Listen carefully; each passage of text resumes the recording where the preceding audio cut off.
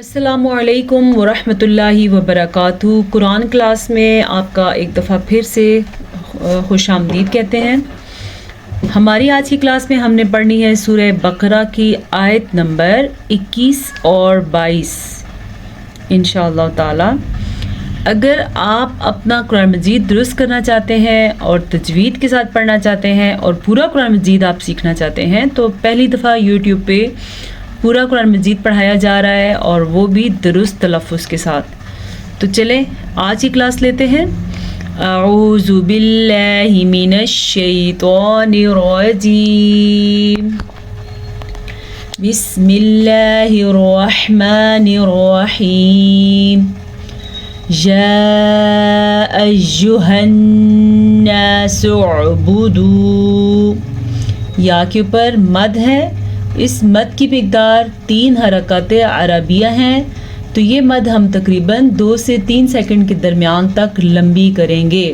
کس طریقے سے؟ یا، اچھا جی، بعض لوگ پڑھتے ہیں ایوہن، اس کو کلیئر پڑھنا ہے، ایوہن نہیں ایوہن، یا ایوہن ناس اعبدوا، ہا زبر، ہا کو نون کے ساتھ جوڑنا ہے، ہا زبر الف ہا نہیں پڑھنا کیونکہ ہا نون کے ساتھ جوڑ جائے گا، اور شد ہونے کی وجہ سے نون پہ ہم نے رکنا بھی ہے، یعنی کہ غنہ کرنا ہے۔ کس طریقے سے؟ ہناس، اس کو غنہ کہتے ہیں، ٹھیک ہے۔ سعبدو، عین کے تلفظ کا خاص کیا رکھنا ہے؟ یہ جو عین آپ کو نظر آ رہا ہے، اگر آپ اس کو پڑھیں گے نا سو بدو تو آپ نے اس کو حمزہ میں کنورٹ کر دیا، جبکہ یہ قرآن مجید میں عین لکھا ہے تو ہم عین ہی پڑھیں گے، تو اپنے عین کے مخرج پہ توجہ دیں، آپ اس کو پڑھیں گے سعبدو، ٹھیک ہے۔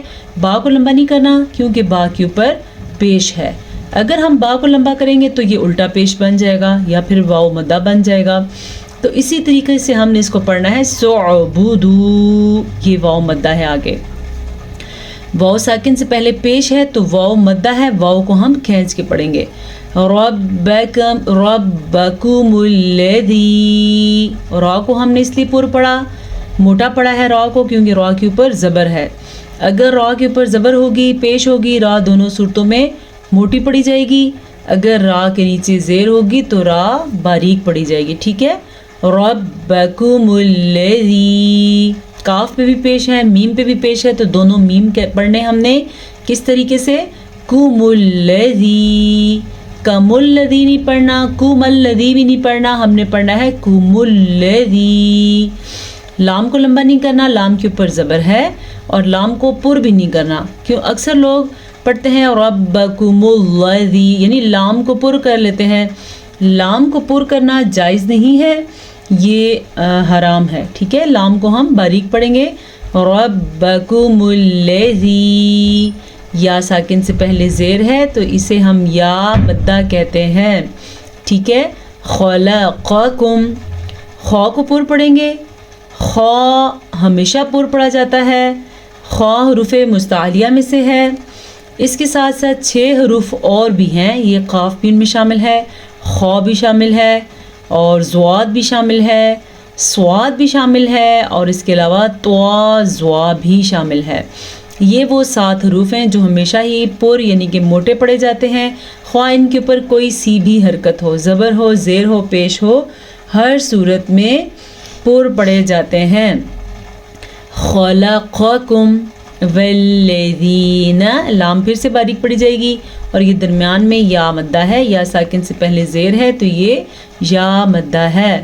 من قبلکم، قاف کو پر پڑھیں، با کے اوپر قلقلہ کریں گے، با حروف قلقلہ میں سے ہے، حروف قلقلہ ہونے کے لیے شرط یہ ہے کہ حروف قلقلہ کے اوپر ساکن ہو، جب اس طرح کا ساکن ہوگا تو جھٹکے کی کیفیت پیدا ہوگی، اس جھٹکے کو عربی میں قلقلہ کہتے ہیں۔ اب سوال یہ پیدا ہوتے ہیں حروف قلقلہ کون سے ہیں؟ 5 حروف ہیں، قاف، طوا، با، جیم، دال، یہ وہ 5 حروف ہیں جو ہمیشہ ہی پر پڑھے جاتے ہیں، ٹھیک ہے۔ ہو گیا۔ لعلکم، عین کے تلفظ کو انہینس کریں، اگر آپ لعلکم پڑھتے ہیں تو آپ ابھی تک غلط پڑھتے آ رہے ہیں، کوئی بات نہیں ہے، آج آپ ٹھیک کر لیں. ہم اس کو پڑھیں گے لعلکم تتقون. قاف کو پھر سے پر پڑھے کیونکہ قاف پر پڑھا جاتا ہے، اس لیے ویری سمپل حروف مستعلیہ میں سے ہے. الذی. اچھا ایک چیز میں نے آپ کو بتانی تھی، اگر ہم یہاں پہ وقف نہیں کریں گے تو نون کو لام کے ساتھ ملا دیں گے. ٹھیک ہے، ہم پڑھیں گے تتقون الذی، ایسے بھی پڑھ سکتے ہیں، بہتر ہے ایسے پڑھ لیں. لیکن اگر ہم رک جاتے ہیں تو پھر ہم الف کو زبر دیں گے. ٹھیک ہے، الذی جعل لکم الارض، اس کو عارضی زبر کہتے ہیں، فتحہ عارضی یعنی عارضی طور پہ دیا گیا. ٹھیک ہے، جعل لکم الارض، عین کے تلفظ پہ دھیان دیں، جعل نہیں پڑھنا، ہم نے کیا پڑھنا ہے، جعل لکم الارض. یہ کاف باریک ہے، اس کو پر پڑھنے کی غلطی نہیں کرنی. ایک اور بات، لکم الارض کریں گے تو اس کا معنی بالکل الٹ ہو جائے گا. ہم نے پڑھنا ہے لام زبر لکم الارض فراشا والسماء. را کو پر پڑھیں گے، را زبر کے ساتھ ہے. یہاں پہ جو قاعدہ ہو رہا ہے، کافی دفعہ ہم اس قاعدے کو پڑھ چکے ہیں، بلکہ بورڈ پہ بھی سیکھ چکے ہیں، پھر میں بتا دیتی ہوں. نون ساکن یا تنوین کے بعد، تنوین کہتے ہیں دو زبر دو زیر دو پیش کو، نون ساکن آ جائے یا نون تنوین آ جائے اور ان کے بعد یا میم واو نون، ان چاروں میں سے اگر کوئی سا بھی ایک حرف آئے گا تو وہاں پہ ہم آپس میں ملانے کے ساتھ ساتھ غنہ بھی کریں گے. اس لیے اس قاعدے کو ادغام بالغنہ کہتے ہیں. فراشا والسماء. میم کی مد آپ نے دیکھ لی، میم کی نہیں الف کی مد ہوتی ہے اصل میں. مد آپ نے دیکھ لی کتنی لمبی کی ہے ہم نے، تقریباً یہ 5 حرکات عربیہ کے برابر ہے. ہم یہ کہہ سکتے ہیں کہ اس کو 4 سیکنڈ تک لمبا کیا جا سکتا ہے. اسی طرح یہ مد بھی بِنَاءً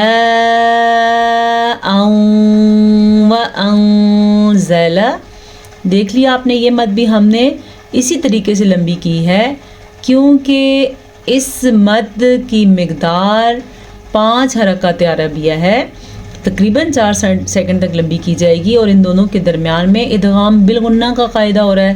تنوین کے بعد دو زبر دو زیر دو پیش کو تنوین کہتے ہیں. تنوین کے بعد یا میم واو نون میں سے واو آیا ہوا ہے، یاد رکھیں. نون ساکن یا تنوین کے بعد یا میم واو نون، ان چاروں میں سے ایک بھی حرف آئے گا تو وہاں پہ ادغام بالغنہ ہوگا. ان کو آپس میں ملانے کے ساتھ ساتھ غنہ بھی کریں گے. ٹھیک ہے، یہ ہو گیا. وَأَنزَلَ. اب دیکھیں یہاں پہ آپ کو تھوڑا سا لگا ہوگا کہ بھئی آواز کیا ہو گیا، بھئی نون کو ہم نے چھپایا ہے. ہم نے اپنی مرضی سے نہیں چھپایا، بلکہ یہاں پہ تجوید کی روح سے اخفا کا قاعدہ ہو رہا ہے. اخفا عربی زبان میں چھپانے کو ہی کہتے ہیں. تو جب کبھی نون ساکن کے بعد یا تنوین کے بعد حروف اخفا میں سے کوئی حرف آ جائے گا تو ہم نون ساکن کی آواز کو بھی چھپائیں گے، اور اگر اس طرح کا نون تنوین آئے گا تو اس کی آواز کو بھی چھپائیں گے، لیکن غنّے کے ساتھ چھپائیں گے. غنّہ کرنا لازمی ہے. حروف اخفا کون سے ہیں؟ حروف اخفا 15 ہیں، نوٹ فرما لیں. تا ثا جیم، دال ذال زا، سین شین صاد، ضاد طا ظا، فا قاف کاف. یہ ہیں جناب وہ حروف اخفا 15 حروف جن کے آنے کی وجہ سے نون ساکن کی آواز بھی چھپا دی جاتی ہے اور نون تنوین کی آواز بھی چھپا دی جاتی ہے. جیسا کہ نون ساکن کے بعد زا آیا ہوا ہے حروف اخفا میں سے، جیسا کہ نون تنوین کے بعد فا آیا ہوا ہے حروف اخفا میں سے. اسی طرح بے انتہا یہ قاعدے ہیں اور بار بار آتے ہیں. تو چھپائیں گے کیسے؟ وَأَنزَلَ مِنَ السَّمَاءِ مَاءً.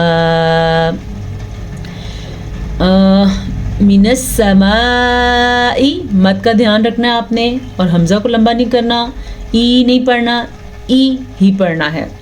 ماء فأخرج، پھر سے یہاں پہ جو اخفا کا قاعدہ ہم نے ادا کیا اور ساتھ غنہ بھی کیا، مد کو بھی لمبا کیا، ٹھیک ہے. فَأَخْرَجَ، خو کو واضح کر کے پڑھیں، خو کو پر پڑھیں اور را کو بھی پر پڑھیں کیونکہ را جو ہے زبر کے ساتھ ہے اس لیے، لیکن لمبا نہیں کرنا. اگر کوئی پڑھے گا فَأَخْرَجَ تو اس نے بالکل غلط پڑھا، اور اگر کوئی پڑھے گا فَأَخْرَجَ تو اس نے بھی غلط پڑھا، وہ پھر تثنیہ کا صیغہ بن جائے گا.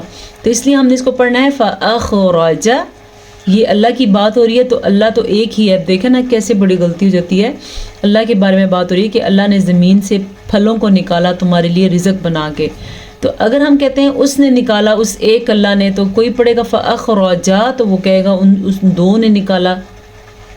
ٹھیک ہے، تو دیکھیں یہ کتنی بڑی کفریہ غلطی ہو جاتی ہے اگر ہم اس طرح کی غلطیاں کریں. فَأَخْرَجَ، بس را کو پر پڑھنا ہے. بی ہی، ہا کے تلفظ کو انہینس کریں لیکن بی ہی نہیں پڑھنا. میں نے بہت سے لوگوں کو بی ہی پڑھتے ہوئے سنا اور ان کی غلطی کوشش کی ٹھیک کرنے کی. بی ہی ایسے پڑھیں گے. مِنَ الثَّمَرَاتِ، سا نرمی سے پڑھیں گے، را کو پر پڑھیں گے، را کے اوپر کھڑی زبر ہے، تا کو لمبا نہیں کریں گے، تا کے نیچے زیر ہے. ثمرات، مِنَ الثَّمَرَاتِ رِزْقًا لَكُمْ.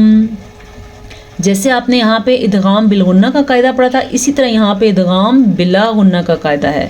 نون ساکن یا تنوین کے بعد لام یا را آ جائے تو ان دونوں کو ملانے کے ساتھ ساتھ غنہ نہیں کرتے. بلا غنہ، غنے کے بغیر. اردو زبان میں بھی ہم کہتے ہیں بلا غنہ بغیر اس کے، اور بالغنہ غنے کے ساتھ.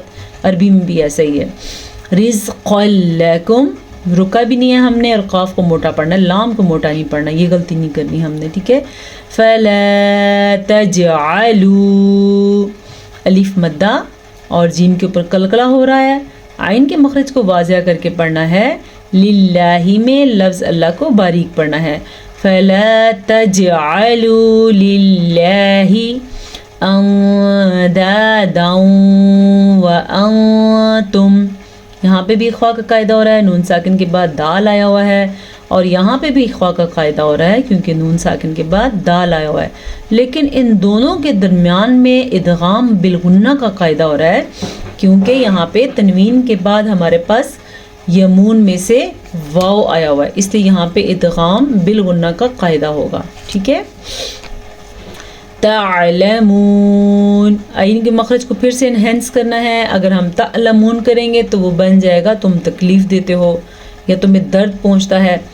تو تعلمون ہے عین کے ساتھ اور واضح کر کے پڑھنا ہے. ٹھیک ہے.